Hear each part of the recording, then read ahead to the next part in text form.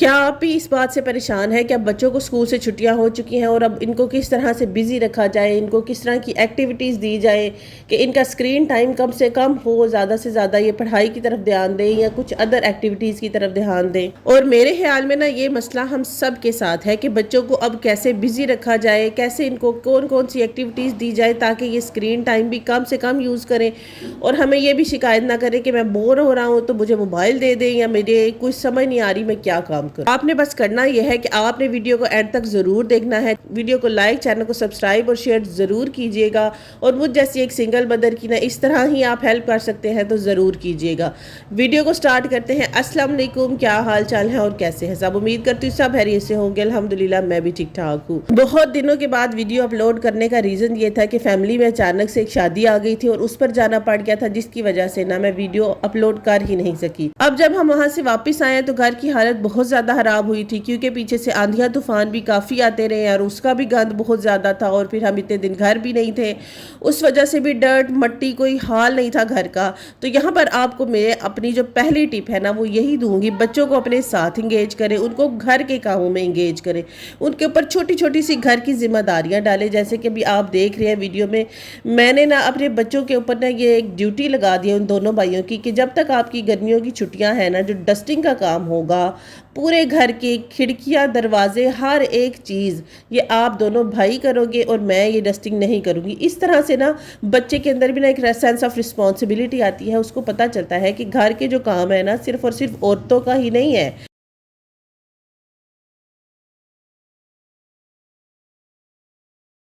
जब ये बच्चे हमारे फिर बड़े होंगे ना कल को, तो हमारे साथ अपनी बीवियों के साथ हेल्प भी करा सकते हैं। अब यहाँ पर कोई कहेगा कि बीवियों के ये तो रन मुरीदी बन जाएंगे, रन मुरीद नहीं बनेंगे। रन मुरीद और बीवी की हेल्प करना ये दो अलग अलग चीज़ें हैं। अगर हम अपने बच्चों को अगर मैं आज अपने बच्चों को अपने साथ काम लगवा रही हूँ या काम करवा रही हूँ, तो कल को अगर वो अपनी बीवी की भी हेल्प कर सकेंगे ना, तो इसमें कोई रन मुरीदी वाला काम नहीं होगा। और माशाल्लाह से मेरा छोटा बच्चा तो ऐसा है कि उसको ना इन घर के कामों में इतना इंटरेस्ट है, उसे इतना मज़ा आता है ये सारे काम करने में, क्योंकि मैंने ना इनको शुरू से इस चीज़ की आदत डाली है। मैंने ना उनके ऊपर जिम्मेदारियां डाली है। मैंने बहुत से लड़के ऐसे देखे हैं, माएँ उनको बोलती ही नहीं कुछ कि नहीं भाई मेरा बेटा है, इसको रहने दो, इसको कोई काम नहीं आता, इससे तो कुछ भी नहीं होगा, इसको छोड़ दो। हम बेटों को ना बेटियों की तरह नाजुक बना के पाल रहे होते हैं और बेटियों को ना बेटों की तरह जो है वो गधों की तरह उनसे काम करवा रहे होते हैं। और सारी जो अपनी गुस्से और मुसीबतों हमने झेली होती है ना अपनी ज़िंदगी में, वो बेटियों पे निकाल रही होती हैं। अब यहाँ पर भी आप देखें कि जैसे मेरा बेटा बैठा हुआ था ना फ्री, मैंने उसको कहा कि भाई उठ जाओ, उठ के ना ये सारी चीज़ें साइड पे करो ताकि ना मैं वाइपर लगाऊं और जल्दी जल्दी से काम खत्म हो जाए। सेकंड टिप यहाँ पर आपको ये दूंगी कि आपने देखा बेड पर मेरे बेटे का बैग पड़ा है, इनका ना आपने पढ़ने का टाइम टेबल सेट कर देना। और जब इन्होंने पढ़ने के टाइम पे बैठना है ना, उस टाइम पे फिर आपने भी स्क्रीन नहीं देखनी, आपने भी मोबाइल को जो है वो रख देना है और बच्चों की तरफ फोकस करें। बच्चों की तरफ जो है वो आप पूरी स्टडी की तरफ तवज्जो दे सकती हैं। इसी तरह अगर हम स्टडी की तरफ तवज्जो देती हैं ना, इनकी दुनियावी तालीम की तरफ, तो हमें चाहिए कि हम इनकी जो दीनी तालीम है ना उसकी तरफ भी इतनी ही तवज्जो दें, इतनी ही परेशानी के साथ उस तालीम को जो है वो हम इनकी कंप्लीट करवाएं। और यहाँ पर आपको एक और टिप देती जाऊँगी कि जैसे हम अपने बच्चों को स्कूल का काम भी खुद करवाती है ना, इसी तरह से अगर हम इनके सुपारे के लिए भी एक टाइम टेबल सेट कर ले और सुपारा खुद पढ़ाएं ना, तो फिर तो क्या ही बात है। क्योंकि कल को जब ये बच्चे हमारे सुपारा पढ़ा करेंगे तो हमारी जो दुनिया में चले जाने के बाद हमारे लिए ये सदका जारिया होगा। हमारे बच्चे का पढ़ा हुआ हमें कितना सवाब मिलेगा। और ये हमारी एज अ मुस्लिम पेरेंट्स हमारी ही जिम्मेदारी है कि अपने बच्चों की दीनी तालीम हम खुद दें।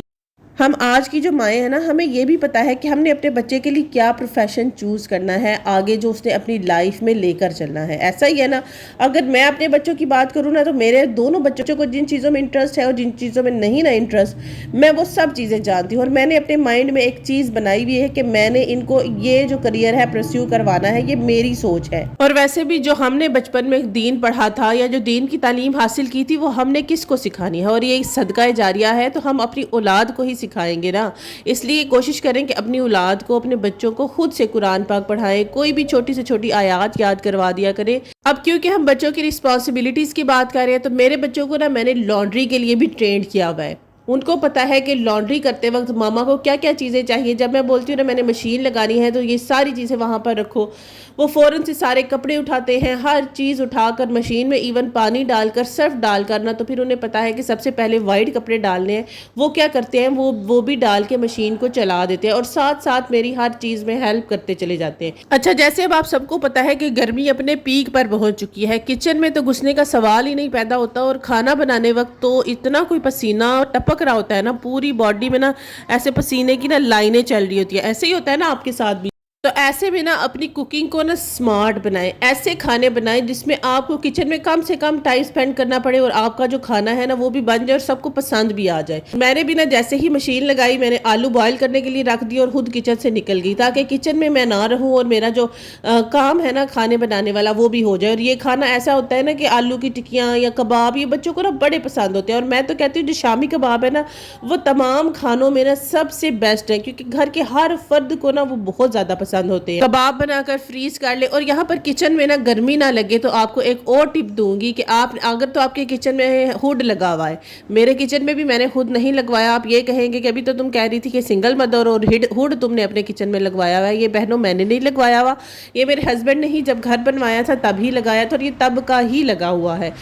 तो मेरे किचन में तो ये है तो मैं इसको ऑन कर लेती हूँ। अदरवाइज़ अगर आपके किचन में नहीं है तो आप क्या कर सकती हैं कि या तो एग्जॉस्ट फैन लगा ले, लेकिन एग्जॉस्ट फैन भी ना काम नहीं करते। इसके बजाय जो स्टैंड वाला पंखा होता है ना वो सबसे बेस्ट ऑप्शन है। उसको आपने क्या करना है, अपने किचन में ना उसका फेस बाहर की तरफ करके ना तो उसको ऑन कर दे। जितनी भी किचन की हीट होगी वो सारी बाहर निकाल देगा और आपको ना कम से कम जो गर्मी में पसीने की जो लाइनें चल रही होती है ना हमारी बॉडी पे वो नहीं चलेंगी। गर्मी ज़रूर लगेगी लेकिन इतनी नहीं लगेगी कि जो है वो किचन में खड़े ही होना मुश्किल हो जाए। जैसे कि मैंने कहा है कि स्मार्ट कुकिंग की तरफ ध्यान दें, ना कि हार्ड कुकिंग की तरफ। अब आलू का ये मसाला मेरा जो है वो दिन को भी हम खाएंगे, रात को भी अगर बच्चों को ये कुछ खाना हुआ इसमें से ही बना दूंगी।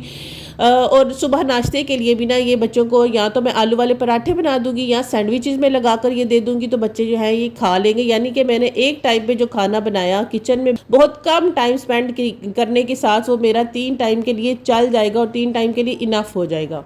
अच्छा, वैसे ये जो आलू की टिक्कियों की रेसिपी है ना ये अलग से मैंने शॉर्ट्स में अपलोड कर दिया। अगर आप उसको डिटेल में देखना चाहती हैं और समझना चाहती हैं कि इसमें मैंने क्या क्या चीज़ें डाली हैं तो वो उसमें आप देख सकती हैं और आपको ना पूरी रेसिपी की समझ आ जाएगी। तो जी उम्मीद करती हूँ आपको आज का मेरा व्लॉग पसंद आया होगा। गला मेरा ख़राब है, ज़ुकाम मुझे शदीद लगा हुआ है, लेकिन फिर भी मैंने कहा कि वॉइस ओवर करना है, अपनी वीडियो को अपलोड करना है, क्योंकि बहुत दिन हो चुके हैं वीडियो मैं नहीं डाल सकी। तो मैंने गले ख़राब में ही आप लोग के लिए वॉइस ओवर भी किया है, एडिट भी किया है, तबीयत बहुत ज़्यादा ख़राब होने के बावजूद। तो वीडियो को लाइक शेयर और सब्सक्राइब ज़रूर कीजिएगा। अल्लाह हाफिज़।